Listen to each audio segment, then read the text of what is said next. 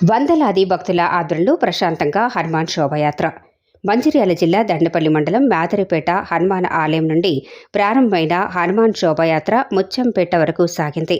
ఇందులో బీజేపీ మాజీ జిల్లా అధ్యక్షుడు రఘునాథరావుతో పాటు వందలాది మంది అంజన్న మాలదారులు పాల్గొని భక్తి పార్వశ్యంలో మునిగిపోయారు. ఈ సందర్భంగా రఘునాథరావు మాట్లాడుతూ హనుమాన్ శోభయాత్ర మన హిందువులందరినీ సంఘటితం చేసేందుకు ఏర్పాటు చేశామని, హనుమాన్ అంటే బలవంతుడు మాత్రమే కాదు బుద్ధిశాలి అని అందరికీ శ్రీరామనవమి శుభాకాంక్షలు తెలిపారు.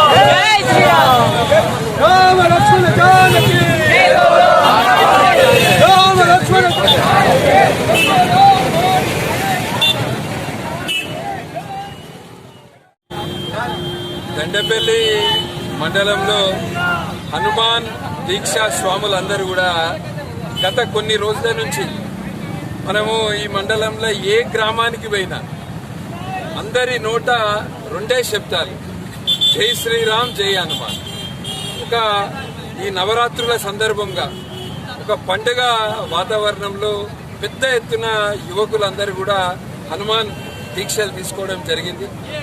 ఇలా ఈ మండలంలో ఉన్న హనుమాన్ దీక్షా స్వాములందరూ కలిసి శోభాయాత్ర అనంతరం హనుమాన్ చాలీసా పారాయణం కార్యక్రమము ముఖ్యంపేటలో ఏర్పాటు చేయడం జరిగింది.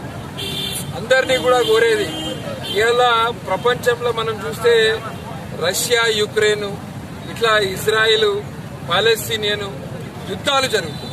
ఇటువంటి సమయంలో ప్రపంచంలో ఉన్న దేశాలన్నీ కూడా భారతదేశంలో, ప్రపంచంలో ఉన్న మతాలన్నీ కూడా మన హిందూ మతంపై, మన హిందూ యొక్క దానిపై చూస్తారు.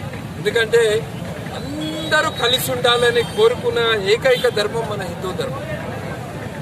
మనము అందరూ కూడా సుఖశాంతులు, వసుదైవ కుటుంబకం అంటారు. అన్ని దేశాల గురించి ఆలోచించే దేశం భారతదేశం. అందరి గురించి ఆలోచించే ధర్మము మన ధర్మం. ఇవాళ మన భారతదేశంలో ఇన్ని కులాలు, ఇన్ని మతాలు, ఇన్ని భాషలు ఉన్నాయంటే ఇవన్నీ ఉన్నప్పటికీ కూడా మన భారతదేశం ఇంత అభివృద్ధి చెందుతుంది, అందరూ కలిసి ఉన్నారంటే దానికి కారణం అందరూ కూడా కశ్మీర్ నుంచి కన్యాకుమారి వరకు ఒకటే నినాదం, జై శ్రీరామ్, జై శ్రీరామ్, జై శ్రీరామ్.